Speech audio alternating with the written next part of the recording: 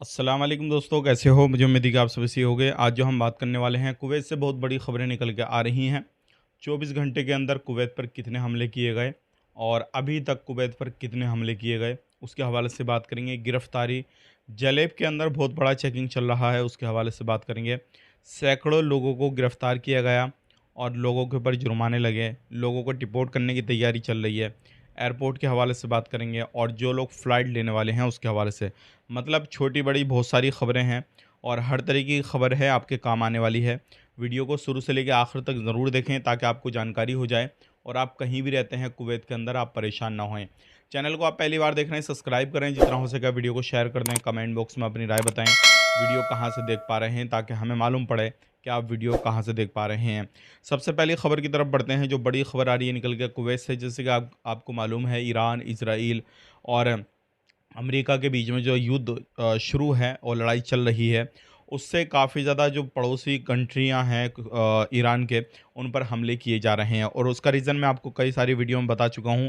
हमले क्यों ईरान कर रहा है। अगर बात करें कुवैत पर हमले, पिछले बीते 24 घंटे के अंदर तकरीबन 72 से ज़्यादा हमले किए गए हैं और ये ड्रोन हमले किए गए हैं, मिसाइल हमले किए गए हैं और अलग अलग तरीके से अलग अलग जो है टारगेट को हिट भी किया जा रहा है ईरान की तरफ से। लेकिन ज़्यादातर जो हमले किए जा रहे हैं उनको जो है नष्ट ऊपर ही कर दिया जाता है।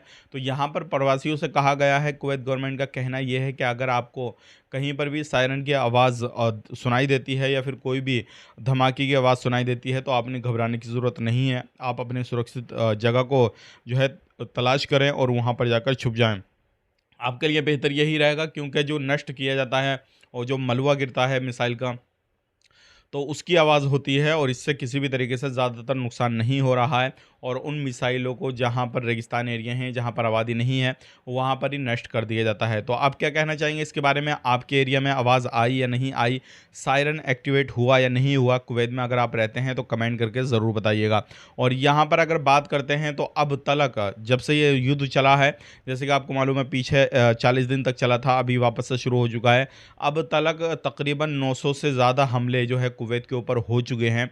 जो खाली मिसाइल के हैं, जो ड्रोन के हैं, मिसाइल के अलग हैं और जो बड़े बड़े मिसाइल हैं उनके अलग हैं। तो आप खुद सोच सकते हैं कुवैत के ऊपर कितने ज़्यादा मिसाइल हमले हो रहे हैं, ड्रोन हमले हो रहे हैं, हर तरीके से ये सारी चीज़ें हो रही हैं। तो अगर आप कहीं पर भी रहते हैं, आपको आवाज़ सुनाई देती है तो अपने सुरक्षित जगह देख लें। अब बात कर लेते हैं कुवैत में जलेब के अंदर काफ़ी भयंकर चेकिंग चल रहा है। अगर आप जलेब के अंदर रहते हैं तो सावधान रहने की ज़रूरत है।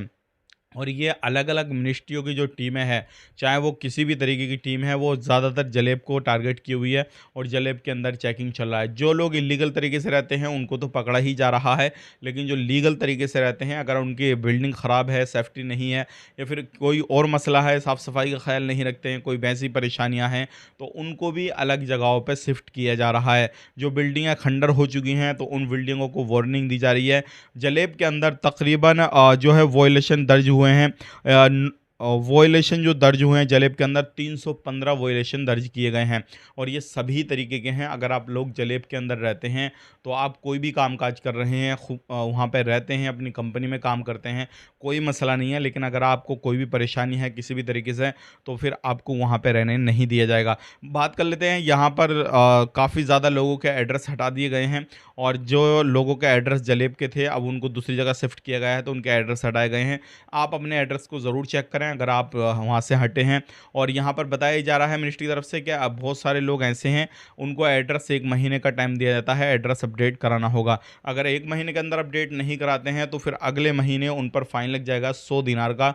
और ये आपके लिए इम्पोर्टेंट है, अगर आप कुवैत के अंदर रहते हैं, अपने एड्रेस को अपडेट ज़रूर कराएँ। बात कर लेते हैं यहाँ पे अगली खबर की तरफ। जो अगली खबर आ रही है निकल के, ये आ रही है 5 लोगों की मौत हो गई सऊदी अरब के अंदर। तो आपने ध्यान देना है, मौत कैसे हुई वो मैं आपको बता देता हूँ। प्रवासी हैं, आप खाने पीने का तो काम करते ही हैं, खुद भी बनाते होंगे, होटल से भी लाते होंगे। होटल से लाते हैं तो वो आपके लिए बेहतर है, क्योंकि अगर आप खुद बनाते हैं तो कुछ सेफ्टी का ध्यान आपने रखना है। अगर पैसा बचाना चाहते हैं, खुद अपने हाथ का जायका लेना चाहते हैं, लेकिन सेफ्टी का ध्यान रखना। 5 पाकिस्तानियों की रियाद के अंदर मौत हो गई। रीज़न क्या था? खाना बनाया था उन्होंने और एक ही जगह पे 5 पाकिस्तानी रहते थे और गैस वहाँ पर फट गया। गैस फटने के बाद में पाँचों की मौत हो गई। और जो है ये बहुत बड़ी खबर आ रही है, सोचा आप तक शेयर की जाए, ताकि अगर कहीं पर भी कोई भी काम-काज कर रहे हैं तो आप इस चीज़ का ख़ास करके ध्यान दें और कोई भी लापरवाही ना करें, जिससे आप लोगों की जान जाए या फिर कोई भी मसला खड़ा हो जाए। अब बात कर लेते हैं यहाँ पे अगली खबर की तरफ। जो अगली खबर आ रही है निकल के, ये भी इम्पोर्टेंट है आप लोगों के लिए। अगर आप कहीं पर भी रहते हैं, कोई भी काम-काज कर रहे हैं, एयरपोर्ट को कभी-कभी क्लोज़ किया जाता है टेम्परेरी तौर के लिए, कभी-कभी चालू कर दिया जाता है, कभी-कभी फ़्लाइट डिले हो जाती है।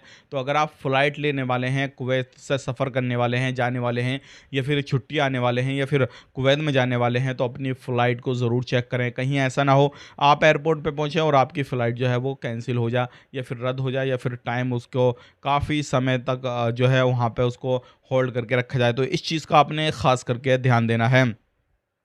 अब बात कर लेते हैं यहाँ पे अगली खबर की तरफ। जो अगली खबर आ रही है निकल के, एयरपोर्ट पर और जो लोग अलग-अलग जगहों पे सफ़र करना चाहते हैं, तो एयरपोर्ट पर भी जो है मरम्मत का काम चल रहा है, क्योंकि एयरपोर्ट पर भी हमले किए गए थे।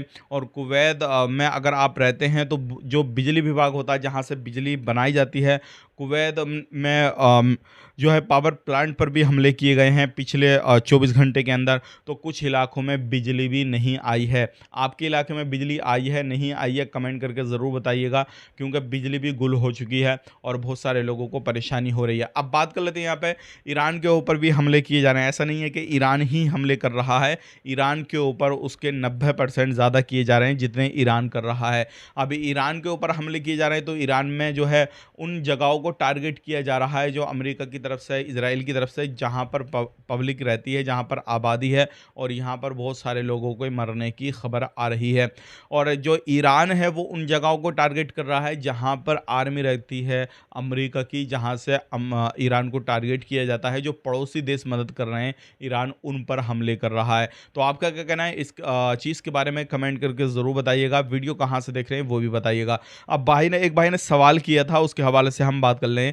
एक भाई ने सवाल किया था कि ये जो युद्ध चल रहा है, इस बीच में हमारा वीज़ा के लिए हमने अपने भाई को बुलाना है या फिर हमने अप्लाई कर दिया है, तो क्या हम आ सकते हैं या बुला सकते हैं या नहीं बुला सकते हैं?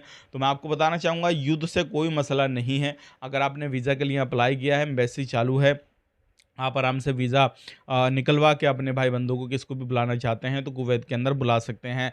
लेकिन ध्यान रखिएगा, इस टाइम पे थोड़ा काम में डिले हो सकता है, थोड़ा समय लग सकता है। मतलब आपने मेडिकल करा दिया तो एम्बेसी में आपने पासपोर्ट सबमिट करा दिया, वीज़ा स्टैम्प वगैरह हो गया, तो फ़्लाइट में आपका डिले हो सकता है। फ़्लाइट में हो सकता है 10 दिन, 15 दिन, 20 दिन, या फिर थोड़ा महीना 2 महीना भी निकल जाएँ। उसकी वजह ये है कि फ़्लाइट एकदम से नहीं मिल सकती है, फ़्लाइट कैंसिल हो सकती है, रद्द हो सकती है, फ़्लाइट जो है रिशेड्यूल हो सकती है, वो मसला अलग है।